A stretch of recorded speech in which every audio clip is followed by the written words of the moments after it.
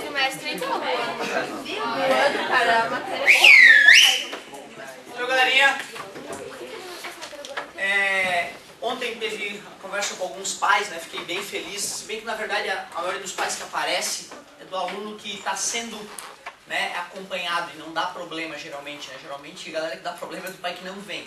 Certo? Claro que não estou falando de todo mundo, né? Tem pai que não precisa vir mesmo, o filho faz tudo bonitinho, tudo certinho, vê a nota, tem confiança no filho, não precisa vir. O problema é quando a nota está baixa e o pai não vem. Isso tem alguma coisa muito errada acontecendo, pelo amor de Deus, né, cara? Meu filho não está no caminho e eu não estou vindo conversar com os tutores dele para acertar o caminho dele, né? Isso não tem cabimento. Então, se o teu rendimento está mal, pergunta pro teu pai, porra, que não fosse lá. Isso não tem cabimento isso, não tem cabimento isso. Em outros países, isso aí é questão do pai ir para cadeia. O que, professor? Em alguns países, não acompanhar o filho na escola dá cana, meu querido. Cadeia. Porque tu imagina, um responsável, um adulto, não acompanha a vida do filho. Isso é um absurdo. Então, amigo, conversa lá em casa. Claro que foi alguma coisa muito grave, né? Um incidente muito grave que tirou o teu pai de ter vindo aqui falar com a gente. Mas conversa com ele por teu próprio bem, pro bem da tua família, do teu futuro. Pede para ele vir falar com a gente. Às vezes é só uma coisa idiota. Ó, pô, pai, cuida isso, cuida da internet, pá, fecha aqui, aquilo, acabou. Em 2 tempos teu filho tá do lado da luz, cara, vai ser bom para ti, para todo mundo. E é um momento duro. Sempre que tu tem que dizer um não pro teu filho, dói. E às vezes os pais de hoje têm dificuldade de falar não. É difícil aprender a falar não. Eu, na vida profissional, tenho muita dificuldade de falar não. Quando um colégio vem, o professor tem uma vaguinha, mais uma aulinha. Foi ano passado que eu aprendi a falar não. Não posso, não quero, não tenho mais condição. Até então eu ia pegando aula, 65 aulas por semana, tá bom, eu consigo. Eu tenho dormindo umas 3 horas por dia, tá ótimo. Né? Não dá, uma hora tem que aprender a dizer não. E o pior não de dizer pro filho, cara. Coisa que tu mais ama na vida, não. Tem que ser grosso com o filho, como isso dói. Às vezes a falta de não transforma a vida da pessoa para o mal, para a escuridão, para as trevas, certo? Então fala lá com o teu pai o que aconteceu, porque ele não veio, né? Pô, pai, minha nota não está muito boa, de repente pede uma dica pro professor, vai lá falar com ele, né? Pensa em ti, dá esse passo de maturidade para frente, né? Claro que eu estou falando para poucos, a maioria eu vejo se encaminhando para o lado da luz, coisa boa. Ô professor, pode abrir um pouco a janela? Claro, meu amor, sem problema.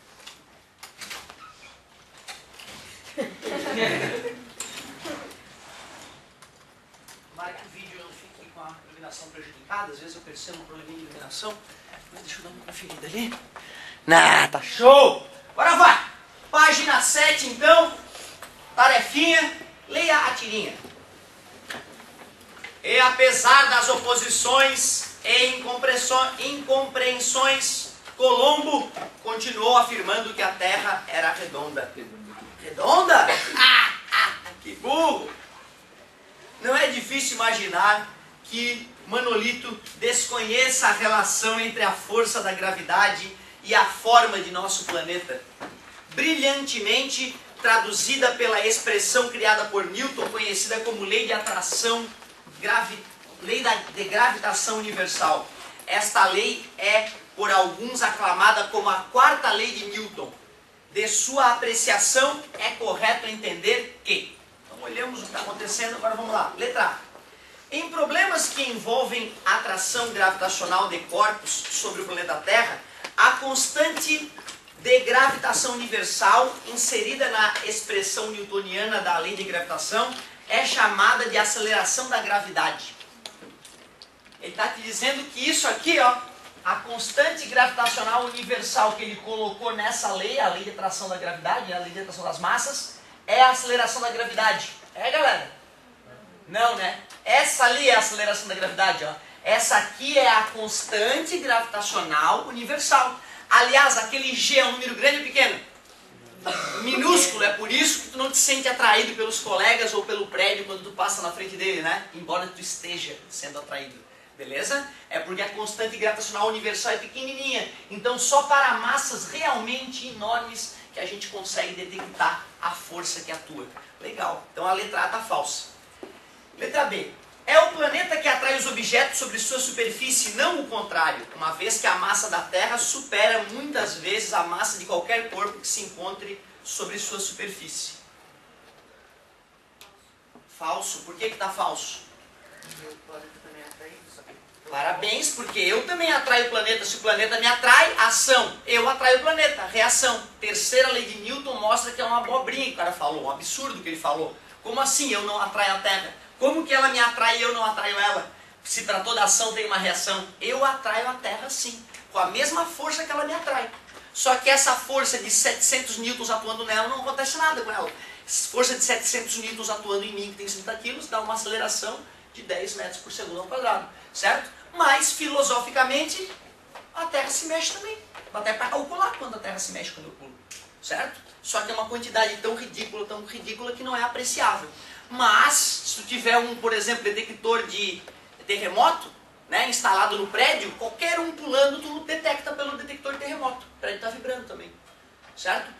Tem eu não sei exatamente qual, tem um lugarzinho lá no Japão, tem perto de um vulcão, e tem uma escola na região. Então as crianças têm que ir de capacete todo dia para a escola. Saudável, capacetinho amarelo, vão para a escola, bonitinho, sempre que estão na rua, no parque, estão de capacete, bem legal. Para detectar possíveis erupções, os japoneses instalaram um detector sísmico no interior dessa montanha. Fizeram um túnel até o interior da montanha e instalaram um detector lá. O detector é tão preciso que quando o técnico está chegando lá para inspecionar o detector caminhando, o detector detecta as passadas do cara, a vibração da passada do cara. Tamanha a precisão dele, olha que interessante. Às vezes a gente não se toca, né? Mas ó, o prédio se mexe quando eu pulo, cara. O prédio se mexe, dá para calcular o quanto. Beleza? Show de bola, muito curioso isso. Então a letra B é falsa. Para toda ação tem uma reação. Eu atraio a Terra me atrai. C. O que caracteriza o movimento orbital de um satélite terrestre é o seu distanciamento do planeta Terra, longe o suficiente para que o satélite esteja fora do alcance da força gravitacional do planeta. Parabéns. Se não tivesse força atuando no satélite, qual seria o movimento do satélite? Quando a força resultante é zero, ou o cara está em repouso, ou em... O satélite anda em linha reta com velocidade constante? Não, o satélite faz uma curva em torno da Terra, né? Quem que obriga o satélite a fazer a curva? O próprio peso dele, a atração pelo planeta. Se não houvesse atração gravitacional, o satélite passaria em linha reta e sairia da órbita da Terra.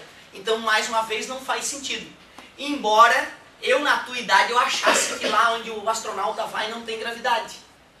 Viagem, cara, lá onde o astronauta está, aqui próximo da Terra, orbitando a Terra, tem uma grande gravidade. Gravidade essa que faz ele rodopiar em torno da Terra. Se não tivesse gravidade, ele andaria em linha reta, indo para o frio e vazio espaço sideral. Certo? Então, na verdade, sempre que um corpo está orbitando a Terra, é porque ele está sob efeito da gravidade daquele planeta, com certeza. E ele disse que não.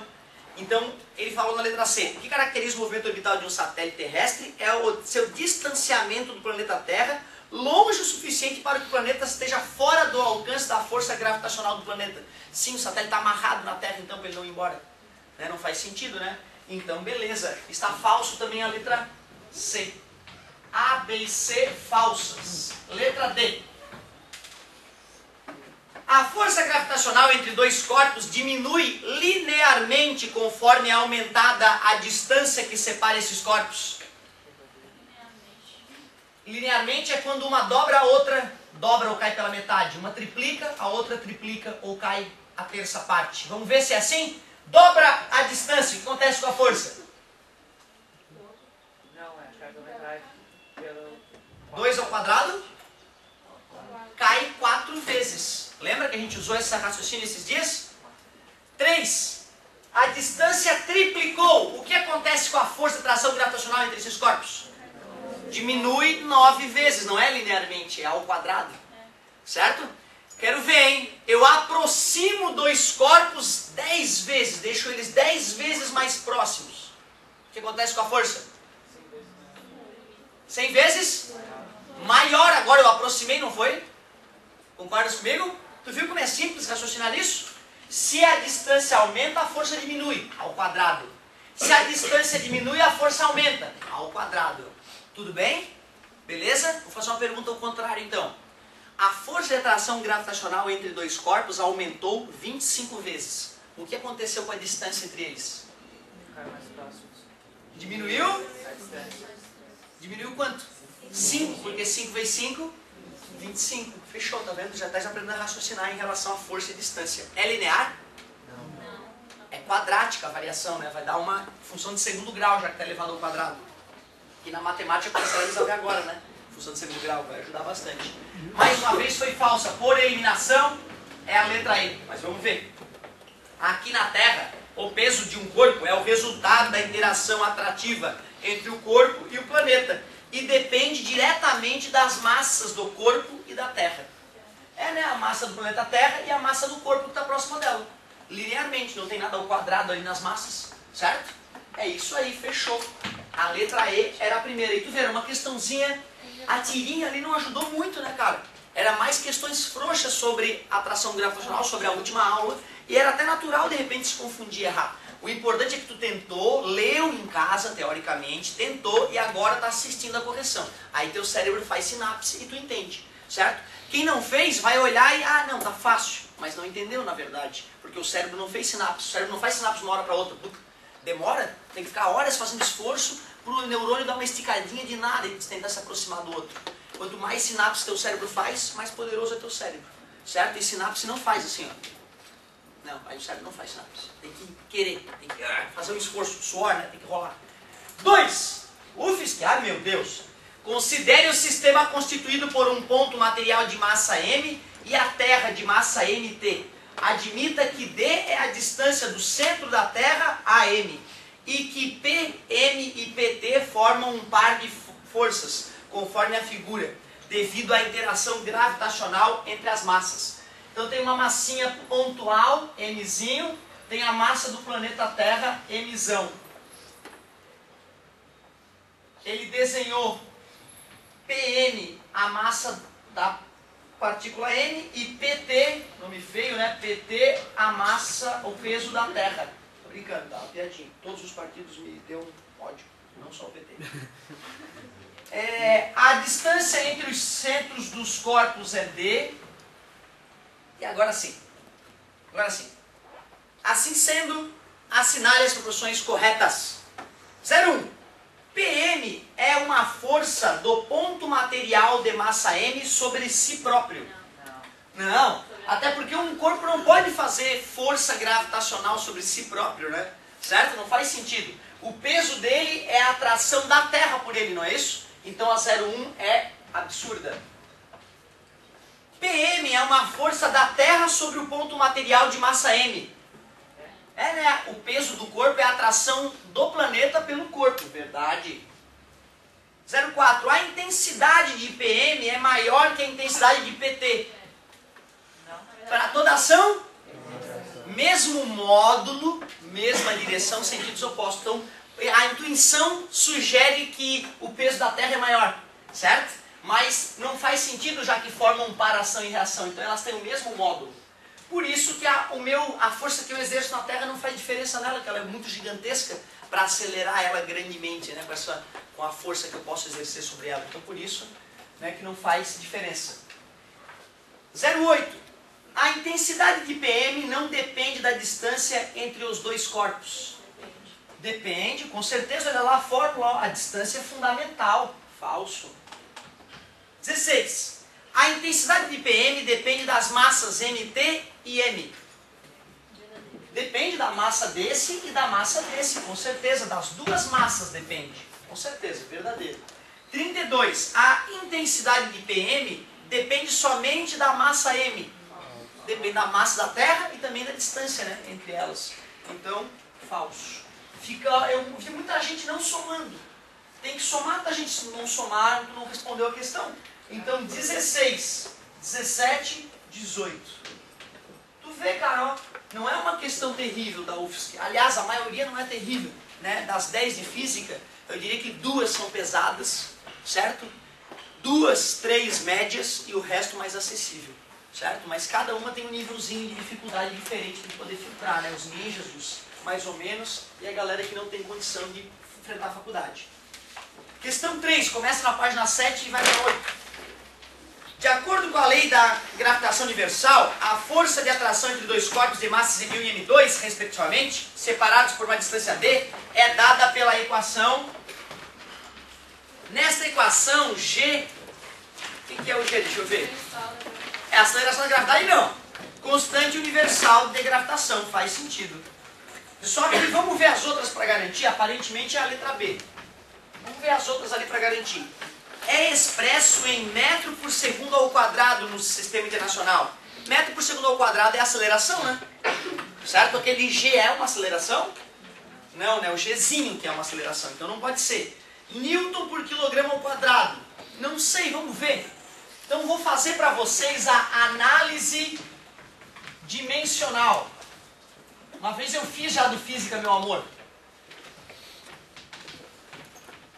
Na nossa região aqui não aparece muito a análise dimensional. Só que se vocês forem fazer vestibular em outra região, né, eu quero que tu leve essa bagagem contigo. O que é fazer análise dimensional?